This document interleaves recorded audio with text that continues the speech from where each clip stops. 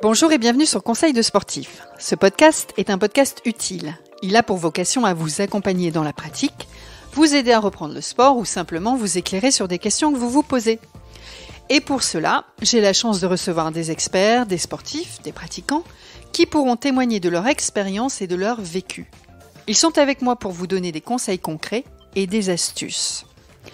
Aujourd'hui, j'ai de la chance parce que j'ai Maëlle à mes côtés. Alors la semaine dernière, vous vous souvenez, on a découvert le ski de fond, le ski nordique avec Philippe. Je vous avais promis une interview d'une pratiquante. Eh bien, elle est avec nous aujourd'hui. Bonjour Maëlle. Bonjour Sandrine. Alors, est-ce que tu peux te présenter, s'il te plaît ? Je suis une jeune maman de 33 ans et j'ai 2 enfants qui ont 4 ans et 5 ans et qui aiment les sports d'extérieur à peu près autant que moi.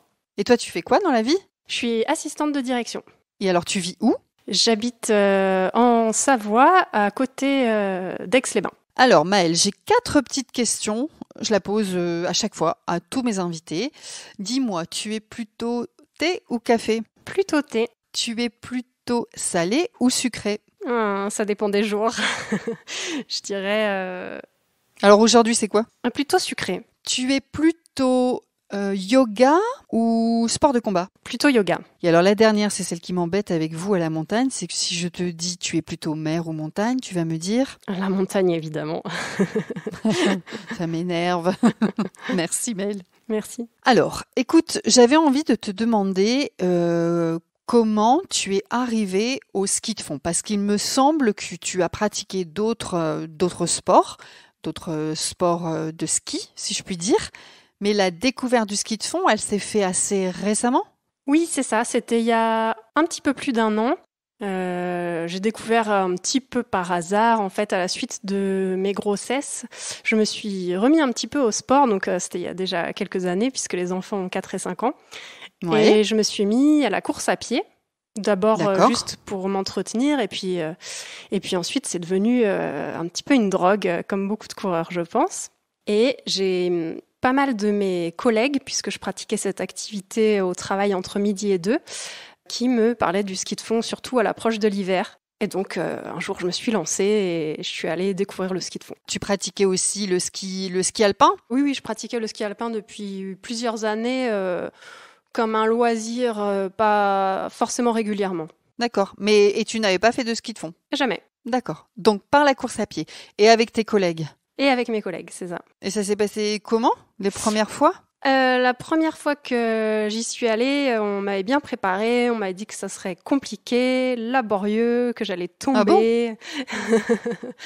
Et ça s'est pas du tout passé comme ça.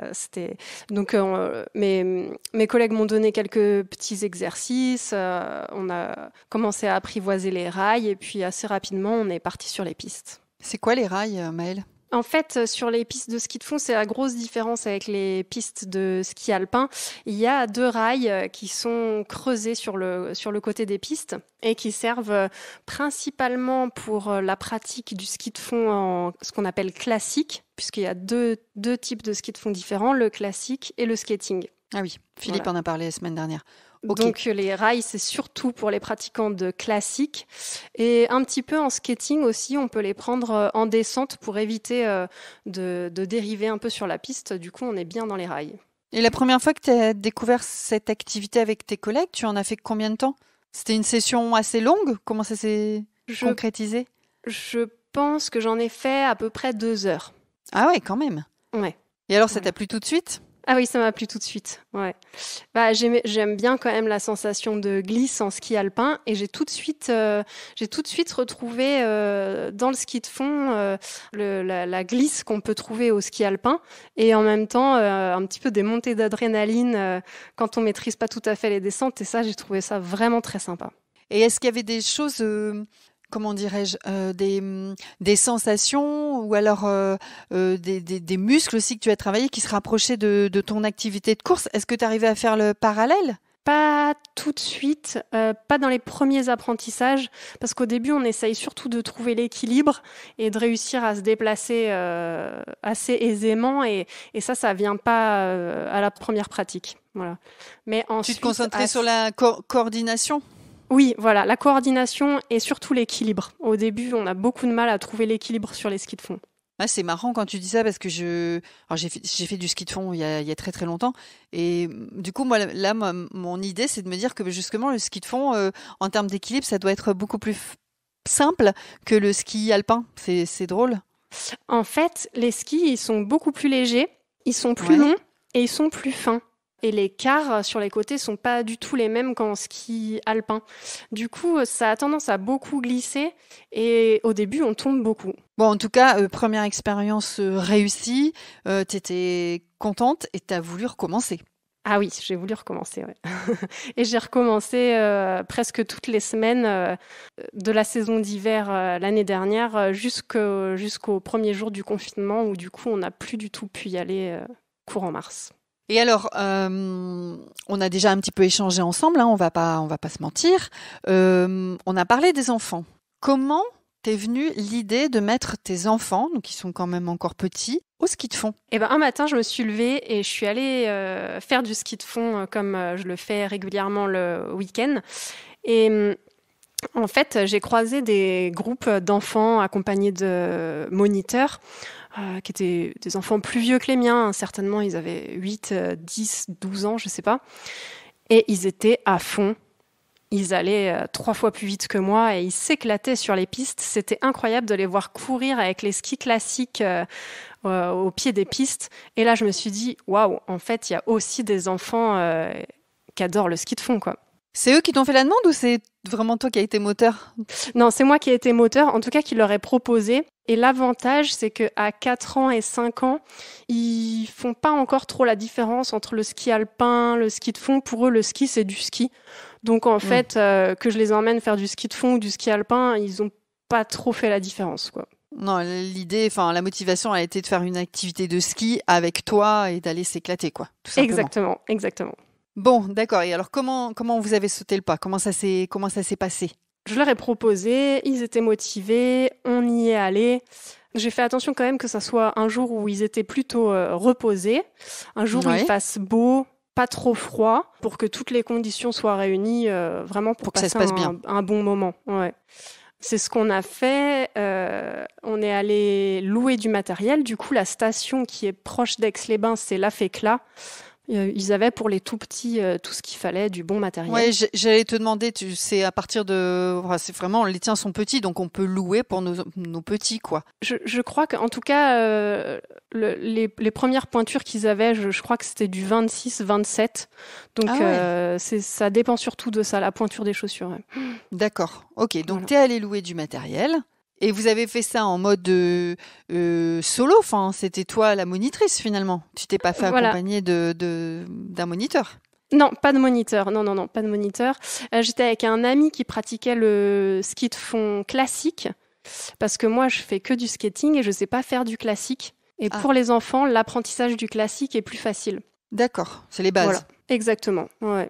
Donc, on a loué des skis classiques et on est parti au départ des pistes. Donc, l'avantage de la FECLA, c'est que au départ des pistes, il y a tout un espace où on peut se balader sans être obligé de s'engager vraiment sur une piste de 4 ou 5 kilomètres. On peut se balader sur ce plateau sur une petite boucle, quoi. Et alors comment ça s'est passé? Ils ont aimé? Ils ont bien aimé, ils sont beaucoup tombés et ils ont une capacité incroyable à toujours se relever avec le sourire ils ont jamais baissé les bras, ils se sont arrêtés de fatigue complète, quoi. Ça c'est bien aussi pour le soir en fait rentrer à la maison. Tes enfants sont fatigués. Exactement. Donc globalement ils ont aimé. Ils ont eu envie de recommencer? Oui, ils ont eu envie de recommencer. Je pense qu'ils n'auraient pas recommencé le lendemain parce qu'ils ont quand même été très très fatigués. Ils ont beaucoup aimé, surtout le moment de partage qu'on a eu finalement, où sur une toute petite boucle, on a réussi à être tous ensemble et à rigoler, quoi. Ouais, on en a parlé la fois dernière avec Philippe aussi sur le fait que le ski de fond, ski nordique, permet d'avoir une pratique intergénérationnelle. Tout le monde ensemble, aussi bien les petits que les anciens, de pouvoir pratiquer le ski ensemble. Ça m'a, enfin, je trouve que c'est vraiment top ça. Ouais, Là, c'est ouais, ce qui ouais. s'est passé. C'était exactement ça, ouais. Mm. Et Est-ce que du coup, la prochaine étape, ou alors c'est peut-être déjà fait, c'était de prendre des cours? Oui, alors c'est ce qu'on a fait 15 jours après. J'ai fait le choix de prendre un cours particulier pour eux deux, plutôt que de les mettre dans des cours collectifs. Je me suis dit que ça serait plus efficace. C'était assez rigolo. En fait, c'est vraiment... j'imagine que c'est un petit peu comme le ski alpin, c'est vraiment sous forme de jeu. Ils les font se déplacer, monter, descendre, etc. Ouais, ils tombent encore D'une beaucoup, manière mais... ludique? D'une manière ludique, oui, c'est ça. Ça dure combien de temps le cours? J'avais pris 1 heure. Je pense que c'était suffisant par rapport à leur âge. Ouais. Tu vas renouveler? Oui. Je vais le refaire. Je pense que je vais essayer de retourner une fois avec eux, que tous les trois, qu'on se balade, parce que c'est aussi eux ce qu'ils aiment dans le ski de fond, c'est le moment qu'on partage ensemble. Et en fait, on n'arrive pas trop à faire et le cours et se balader parce que c'est trop de fatigue pour eux. Donc je vais essayer d'alterner une fois où on se balade et où on partage un bon moment et une fois où il y a un cours, en leur demandant à chaque fois s'ils sont motivés pour le faire, quoi. D'accord, très bien. Donc un cours un peu pédagogique et l'autre moment plutôt loisir. Voilà, c'est ça. Si tu devais me donner 2 ou 3 vraiment bénéfices sur cette pratique et puis aussi finalement porter un message pour les autres papas, mamans, parents en fait avec des enfants sur le ski de fond, qu'est-ce que tu me dirais, Maëlle? En tout premier, en tout cas dans la pratique du ski de fond avec les enfants, la première chose que je dirais, c'est vraiment le partage. On évolue tous ensemble et ça c'est vraiment le principal bénéfice avec les enfants. Et dans la pratique du ski de fond, d'une manière générale, je trouve que c'est un sport qui est quand même assez accessible à tous, quelle que soit sa condition physique, et que ça représente quand même à chaque fois un gros effort, une grosse dépense énergétique. Donc voilà, dans un cadre toujours agréable, et ça c'est super. Et moi, tu me confirmes ou pas, mais j'ai l'impression qu'en termes aussi d'équipement, d'accessibilité à la pratique, ça m'a l'air quand même assez simple finalement. Et peu onéreux aussi, me disait Philippe. Tu confirmes? Oui, c'est assez simple et avec les enfants, ce qui est vraiment le gros avantage par rapport au ski alpin, je pense, c'est les chaussures sont légères, elles sont confortables, les skis sont légers aussi. Du coup, pour les enfants, c'est beaucoup plus facile.